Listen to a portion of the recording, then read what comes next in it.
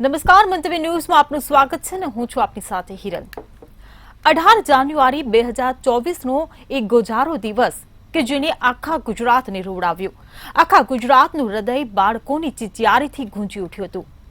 હા, એ જ અંધકારમય દિવસ કે જ્યારે માતા પિતાના કુમળી વયના વાલસોયાઓ ભ્રષ્ટાચારના પાપે વડોદરા હરણી બોટ દુર્ઘટનાનો ભોગ બન્યા હતા। બાળક અને 2 શિક્ષક સહિત 14ના આ દુર્ઘટનામાં મોત થયા હતા। ત્યારે આ ઘટનાને આજે 1 વર્ષ પૂર્ણ થયું હોવા છતાં પણ એ વાલીઓનો કલ્પાંત રૂવાડા ઉભા કરે છે। સરકારે પણ જાણે સહાય પેકેજ જાહેર કરીને સંતોષ માની લીધો। કાર્યવાહી થઈ પણ નામની। આ એટલા માટે કહું છું કારણ કે જામીન પર મુક્ત ફરી રહેલા આરોપીઓ આ પરિવારોના હૃદય પર આજે પણ તેલ રેડી રહ્યા છે। આજે પરિવારોએ તમામ બાળકોની વડોદરાની સનરાઈઝ સ્કૂલની સામેના ગ્રાઉન્ડમાં શ્રદ્ધાંજલિ આપી। ભાજપ કોર્પોરેટર અને શહેર કોંગ્રેસ આ કાર્યક્રમમાં જોડાયા। મંતવ્ય ન્યૂઝ પણ એ તમામ 14 મૃતકોની શ્રદ્ધાંજલિ પાઠવે છે। પરિવારો આજે ન્યાયની ગુહાર લગાવી રહ્યા છે। ત્યારે હરણી કાંડની વરસી પર જ કરીશું આજનો સીધો સંવાદ।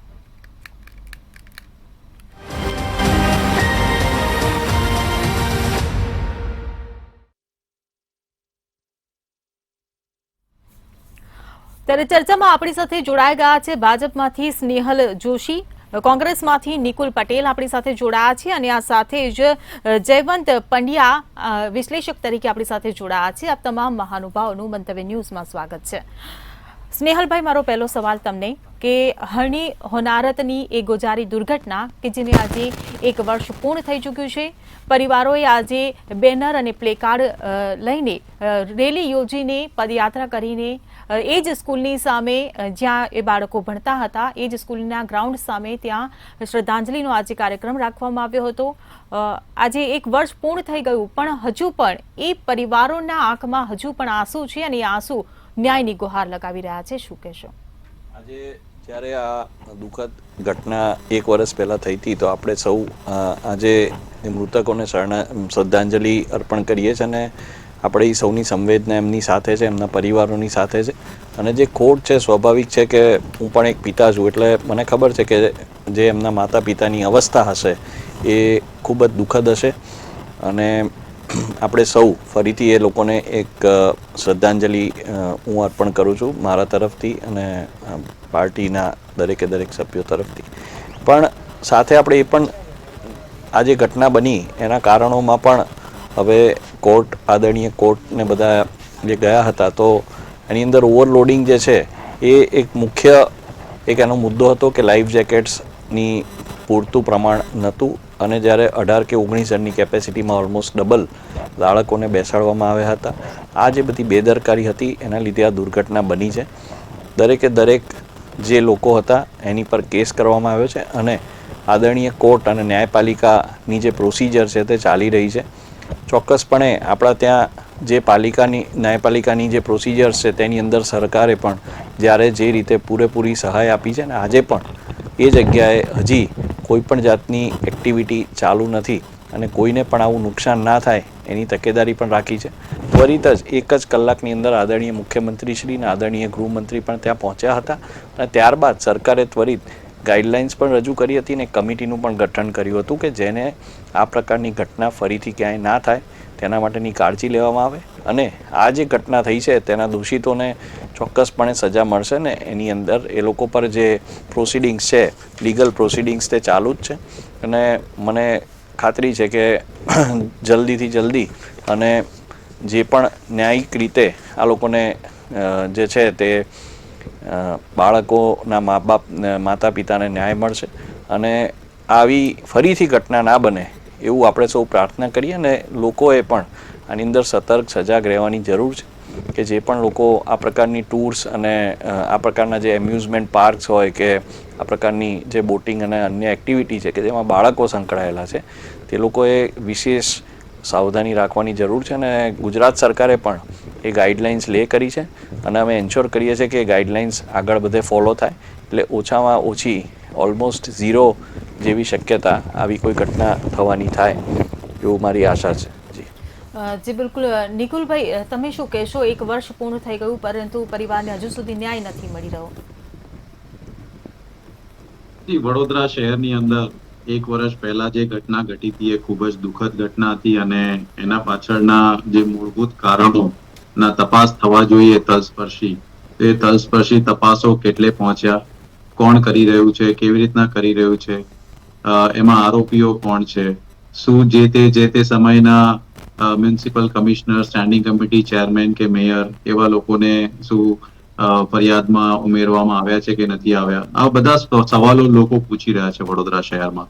અને સતત એક વર્ષથી ભારતીય રાષ્ટ્રીય કોંગ્રેસ તરફથી બી સરકારનું ધ્યાન દોરવા માટે અલગ અલગ કાર્યક્રમના ભાગરૂપે અમે હંમેશા સરકારના કાન અમળવાનું કામ કર્યું છે. આજે પણ જ્યારે એક વર્ષ પૂર્ણ થયું છે તો સવારે 9:30 વાગે અમે હરણી તળાવથી લઈને કોર્પોરેશન સુધી 5.5 કિલોમીટર જેટલું શું કહેવાય કે ચાલી અને સરકારને ફરીથી જગાડવાનો પ્રયત્ન કર્યો. જે પીડિતો છે એમને ખરેખર ન્યાય મળ્યો છે કે નથી મળ્યો એ સવાલ તો હજી ઉપસ્થિત જ છે. પરંતુ હાઈકોર્ટ, નામદાર હાઈકોર્ટ દ્વારા પણ જે કોઈ બી તમે જુઓ શું કહેવાય કે એને કહેવાય ને કે બિન જવાબદારી પૂર્વક જે બી કાર્યો થયા છે એ પછી એના કોન્ટ્રાક્ચ્યુઅલ ટર્મ્સ વખતે હોય કે એ જે પીપીપી ધોરણે જે બોટનો બધું અલોટમેન્ટ આપ્યું હોય, તો તેમ છતાં બી સરકાર એવું કહે છે કે અમે ચમરબંધીઓને છોડીશું નહીં, પરંતુ ફક્ત શું કહેવાય કે ત્યાં હોડીના ચલાવતા લોકોને પકડીને સંતોષ માની રહ્યા છે. આપણે જો રાજકોટની અંદર બી શું પરિસ્થિતિ થયું કે જે બધા આઈએસ, આઈપીએસ, કલેક્ટર કે જે બી નામદાર મીન્સ જે બી બધા પોસ્ટ ઉપર લોકો છે એમની શું કહેવાય કે ગેરજવાબદારીના ભાગરૂપે કોઈ ઘટના ઘટે છે અને એ ઘટના ઘટ્યા પછી તમામ જે ટોપલો છે એ નાના લોકો પર ધોળી દેવાનો જે પ્રયત્ન કરવામાં આવે છે અને સરકાર જે બચાવ પક્ષમાં આવે છે તો ખૂબ ચિંતાનો વિષય છે. અમારી વિપક્ષ તરીકે એટલી જ લાગણી છે કે આજે વર્ષ થઈ ગયું, સરકાર કહે છે કે અમે ચમરબંધીઓને છોડીશું નહીં, ને મુખ્યમંત્રી અને ગૃહમંત્રી બી એ દિવસે અહીંયા આવ્યા હતા, પ્રેસ કોન્ફરન્સ કર્યું હતું ને ત્યારે બોલ્યા હતા. પણ અમે એવું ઈચ્છીએ કે જે રીતના બધાના વરઘોડા નીકળે છે એવી રીતના તમામ આરોપીઓના બી વરઘોડા નીકળે. અને જે તમે જુઓ કે નામદાર હાઈકોર્ટ દ્વારા જેને આરોપી તરીકે લેવું જોઈએ એવું સૂચન કર્યું એ જ ફરિયાદી હતા શરૂઆતમાં. એટલે ઘણી બધી વસ્તુ શંકાના દાયરામાં છે. અમારી તો એટલી જ માંગણી છે કે કોઈ બી હોય, જ્યારે પ્રજાની વાત આવે અને પ્રજાના લોકોના જે બાળકોના મૃત્યુની વાત આવે, કોઈને છોડવા ના જોઈએ. અને આજે હૃદયપૂર્વક બધા જે મૃતકો છે એમને ભાવભીની શ્રદ્ધાંજલિ મારા તરફથી અને ભારતીય રાષ્ટ્રીય કોંગ્રેસ તરફથી અમે હંમેશા એમના હક માટે ને ન્યાય માટે લડતા રહીશું એવું અમે અહીંયાથી તમને બાંહેધરી આપીએ છીએ. જી બિલકુલ. જયવંતભાઈ, તમે શું કહેશો? એક વર્ષ વીત્યું પરંતુ હજુ પણ પરિવારની રડતી આંખોની વ્યથા ઓછી નથી થઈ, એમનું દર્દ ઓછું નથી થયું, ન્યાય નથી મળી રહ્યો એના માટે, ત્યારે કાર્યવાહીમાં ક્યાં ઢીલાશ રહી ગઈ? પ્રથમ તો હરણી દુર્ઘટનામાં જે મૃતકો છે એ ભૂમિકા અને 4 બાળકો પાછું આપણે તો પદ્ધતિ વાત કરીએ છીએ, પરંતુ જીતી રહી છે એ લોકો જ એનું દુઃખ જાણતા હશે. એની પીડા છે એ કઈ રીતે ઓછી થઈ શકે? સમયની સાથે પીડા ઓછી થવી જોઈતી હતી, પરંતુ 1 વર્ષનો સમય વીતી ગયો છે અને એકંદરે એમ કહી શકાય કે જે સહાય મળવી જોઈતી હતી મળી નથી હજી પણ. એ લોકો હજુ પણ ઝંખી રહ્યા છે અને જે આક્રોશ કેમેરા સામે વ્યક્ત કરી રહ્યા છે, જો કેમેરા સામે આટલો આક્રોશ હશે તો ઓફ ધ કેમેરા કેટલો આક્રોશ હશે એ સમજવું બહુ આવશ્યક છે. કોઈ વિકલ્પ નથી એટલે અહીંયા વારે ઘડીએ ભાજપ ચૂંટાયા રાખે છે. એનો અર્થ એ નથી કે આવા બધા કાંડો, રાજકોટનો અગ્નિકાંડ હોય કે પછી સુરતનો અગ્નિકાંડ હોય કે આ જે મોરબીનો ઘટના બની હતી, આવી બધી મોટી ઘટનાઓ બને છે. નો ડાઉટ એમાં વાંક છે ખાનગી પાર્ટીનો આવે છે કે ભાઈ કોન્ટ્રાક્ટરની ભૂલ હતી, કોન્ટ્રાક્ટરે હોડીમાં વધારે લોકો બેસાડ્યા, તો એક વ્યવસ્થા તો તમારે રાખવી પડશે કે એ કેમ એવું થાય છે. અને એ કોન્ટ્રાક્ટર એમાં ઘણા બધા લૂપ હોલ પણ એમાં બહાર આવ્યા છે કે મ્યુનિસિપલ કમિશનરે એવું કહેવાય છે કે સ્ટેન્ડિંગ કમિટીની ભલામણથી ઉપરવટ જઈને આ પ્રકારનો કંપનીને આપી દીધો હતો કોન્ટ્રાક્ટ અને નિયમોની અવગણના કરવામાં આવી હતી. તો આવું કેમ થાય છે? જો તમારે બધું અધિકારીઓથી જ ઉપરના લોકોએ શાસન ચલાવવું હોય તો પછી ચૂંટણીના દેખાડા જ શા માટે કરો છો? ચૂંટણી બંધ કરી દો. અને આ બધા ભથ્થા પણ અમારા બચશે જનતાના. તમે આ જે પણ ભથ્થા જાય છે, તમારે એ નામના મેયર બનાવે છે, નામના સ્ટેન્ડિંગ કમિટીના અધ્યક્ષ બનાવે છે, એની ક્યાં જરૂર છે? તો પછી તમે એને ચૂંટો જ નહીં ને, તો એક પ્રક્રિયાનો આટલો બધો ખર્ચ બચી જશે. આટલી બધી ચૂંટણીનો વન નેશન વન ઇલેક્શન માટે જે કારણ અપાય છે, એ કારણ છે એને માટે એમ કહેવાય છે કે એટલું દર વખતે ચૂંટણી આવે છે, દર 1 વર્ષે ચૂંટણી આવે છે કંઈ ને કંઈ, તો એમાં ખર્ચો થાય છે. તો એમાં આપણે એક સાથે થાય તો ખર્ચો બચી જાય. તો આ પણ એક કારણ છે ને. તમે કાં તો અધિકારી રાખો, કાં તો ચૂંટાયેલી પાંખ રાખો, ગમે ને એકને સત્તા આપો. આ તો કમિશનર દર વખતે ઉપરવટ જઈને આવી રીતે નિર્ણયો લેતા હોય છે. આપણે કોરોનામાં પણ અહીંયા જોયું કે જે સરકાર અને ચૂંટાયેલી પાંખ વચ્ચે ઘર્ષણ થતું હતું, ઘણીવાર થતું જ હોય છે હજુ પણ. તો આ પ્રકારનું એક તો ટાળવું જોઈએ. બીજું કે જામીન મળી ગયા એને, તો હાઈકોર્ટ અને સુપ્રીમ કોર્ટમાં પણ એવું કે ચંદ્રચૂડ હતા મુખ્ય ન્યાયમૂર્તિ, ત્યારે એવું કહેતા હતા કે બેલ ઇઝ રૂલ એન્ડ એરેસ્ટ અથવા તો જે કસ્ટડી છે એ અપવાદ હોવી જોઈએ.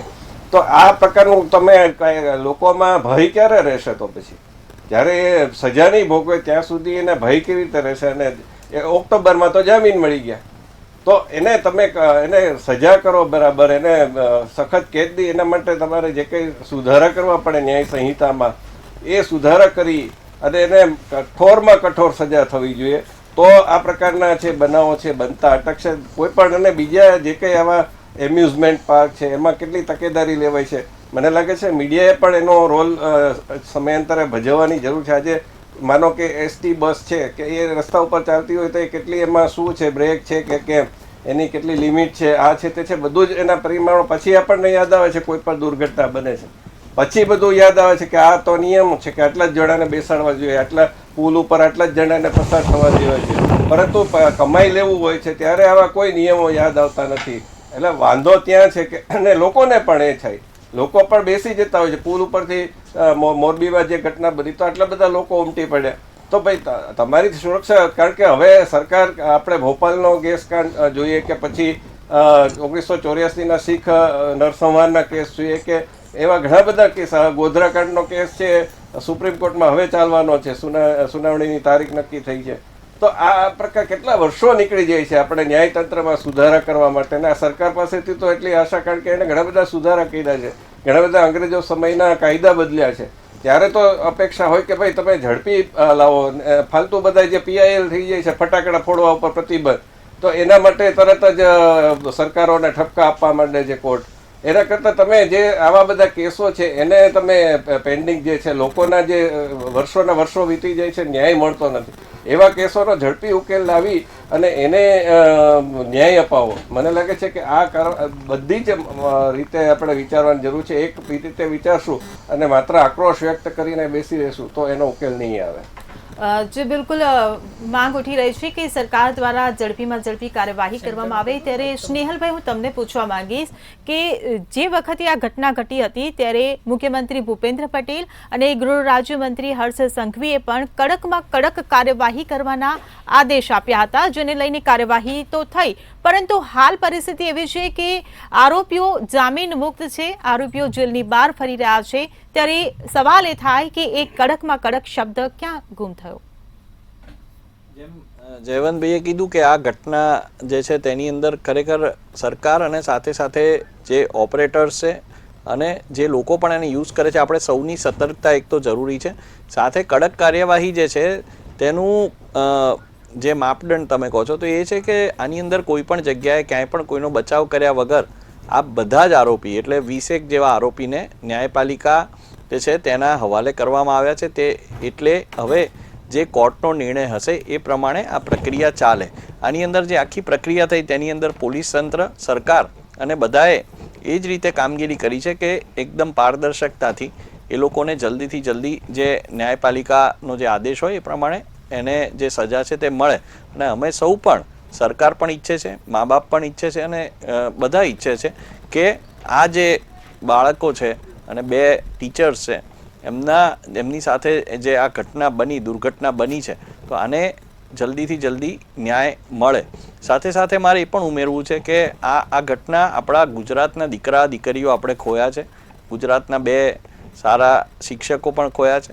એટલે આની અંદર કોઈ પણ પ્રકારની રાજનીતિ કે હુંસાતુસી કે આ પ્રકારની કોઈ જે વાત છે તે ભારતીય જનતા પાર્ટી કરવા માંગતી નથી.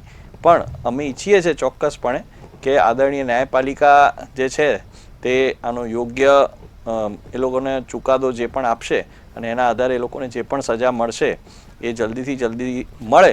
અને એની અંદર સરકારની જે પણ ભૂમિકા છે, જે લો એન્ફોર્સમેન્ટ એજન્સીઝની જે ભૂમિકા છે તે લોકોએ બખૂબી નિભાવી છે. ને આગળ પણ સરકાર આ દિશામાં જે પણ ન્યાય મળવા માટે ઝડપીમાં ઝડપી અને કડકમાં કડક પગલાં લેવા પડે તે લેવા માટે જે ચોક્કસપણે તત્પર છે. જી બિલકુલ. નિકુલભાઈ, હું તમને પૂછવા માંગીશ કે અત્યારે આરોપી જેલની બહાર છે. આજે જ્યારે શ્રદ્ધાંજલિ આપવામાં આવી ને ત્યારે પરિવારોનું કહેવું એવું હતું કે જે આરોપીઓ બહાર છે તેમને 5,000નો દંડ કરવામાં આવ્યો છે. ત્યારે પરિવારનો પ્રશ્ન એ જ છે કે શું અમારા વાલસોયા જે અમે ગુમાવ્યા છે તેની કિંમત 5,000? શું કહેશો? ના, સાચી વાત છે.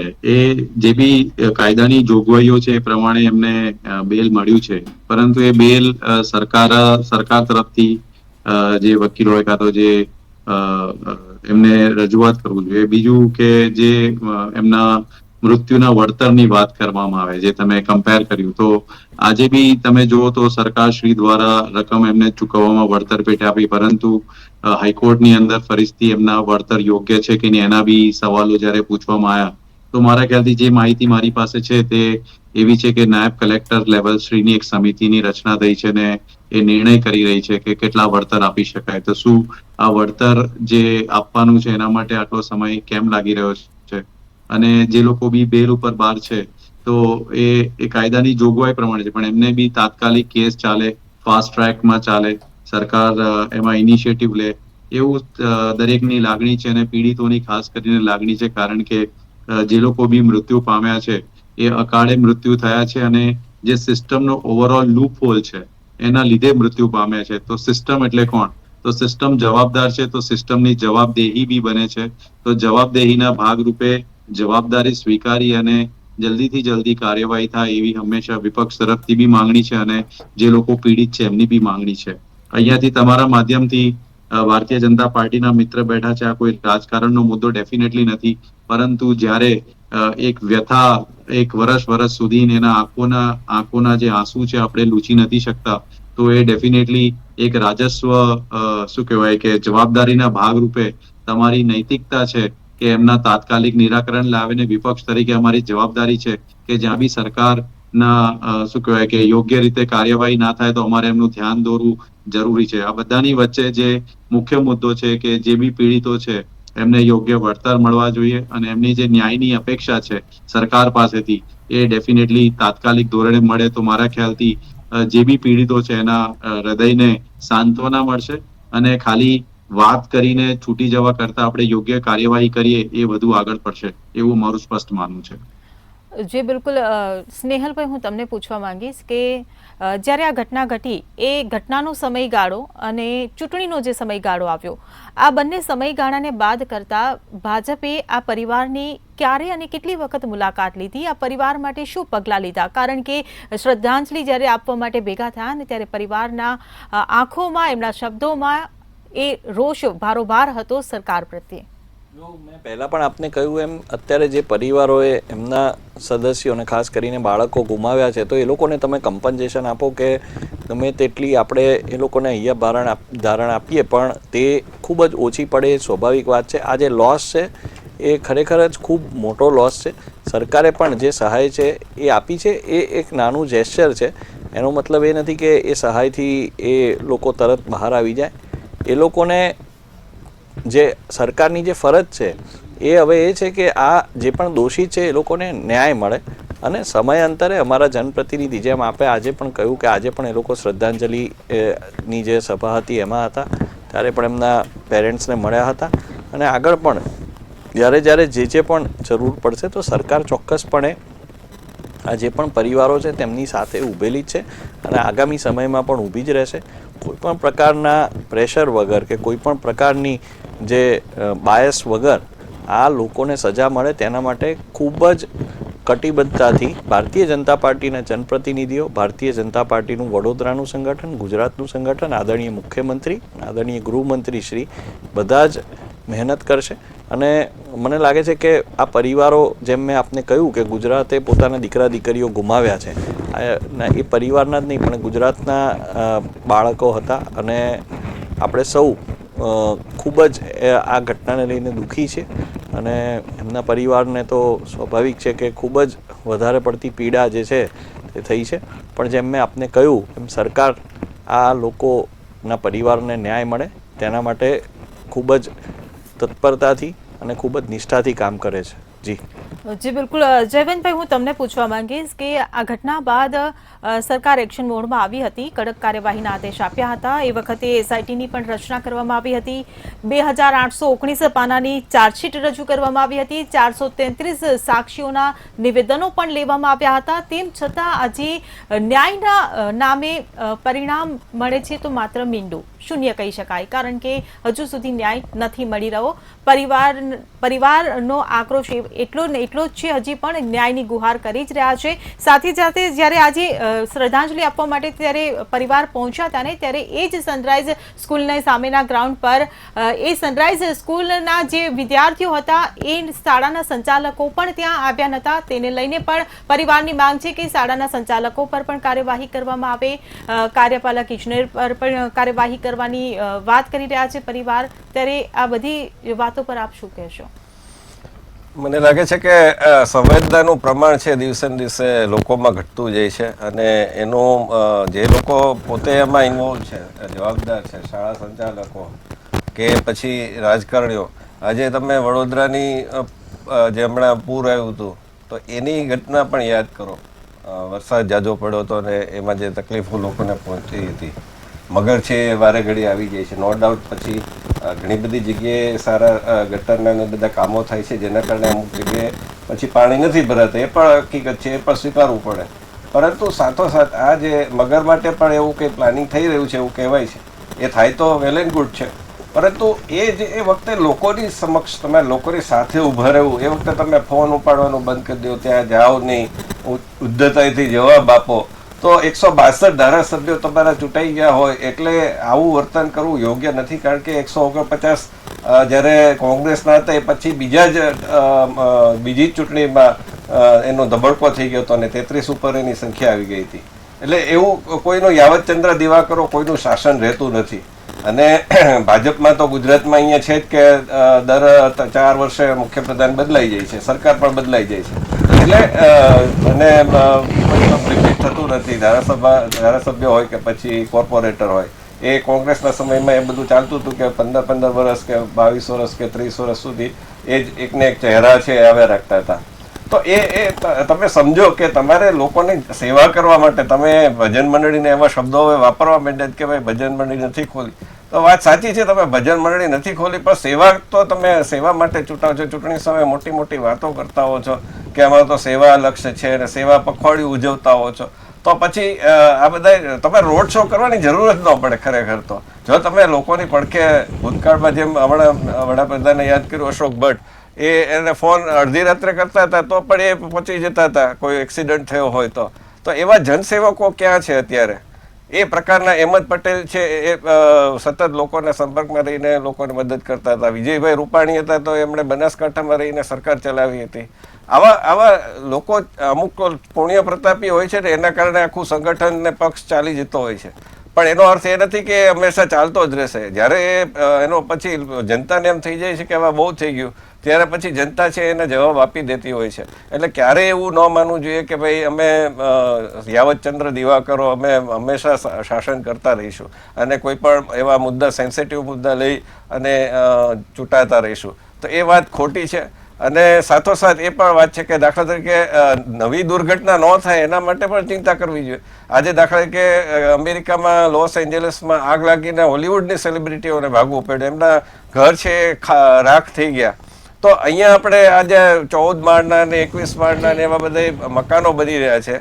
તો એમાં હમણાં ઉદિત નારાયણ ને શાન એ મુંબઈમાં રહે છે, તો એને ભારે પડી ગયું કારણ કે લિફ્ટ બંધ હોય તો વૃદ્ધો છે, મહિલાઓ છે, સગર્ભા મહિલાઓ છે, પછી બાળકો છે, એ બધાને ઉતરવું ભારે પડી જાય છે. તો એના માટે તમે શું વ્યવસ્થા રાખી છે? એનું આપણે મીડિયામાં પણ એવું એક રિયાલિટી ચેક કરવું જોઈએ કે ભાઈ જે નિયમો છે એ નિયમો રીડેવલપમેન્ટ સોસાયટી થતી હોય તો બધા લોલીપોપ બતાવતા હોય છે, તો એનું તો નિયમોનું પાલન થાય છે કે નહીં, એક્સટિંગ્યુશર છે કે નહીં, તો આ બધું બધાએ જ વિચારવાની જરૂર છે. જી બિલકુલ. આપ તમામ મહાનુભાવો ચર્ચામાં અમારી સાથે જોડાયા બદલ આપનો આભાર. ત્યારે ભ્રષ્ટાચારી દોષિતોને જેલ ભેગા કરવાની માંગ પરિવાર કરી તો રહ્યો છે, પણ હવે જોવાનું રહ્યું કે આ પરિવારને તેમની વેદનાને, તેમની પીડાને, તેમના વાલ સોયાને ન્યાય ક્યારે મળે છે. ચર્ચામાં હાલ બસ આટલું જ. ફરી મળીશું. નમસ્કાર.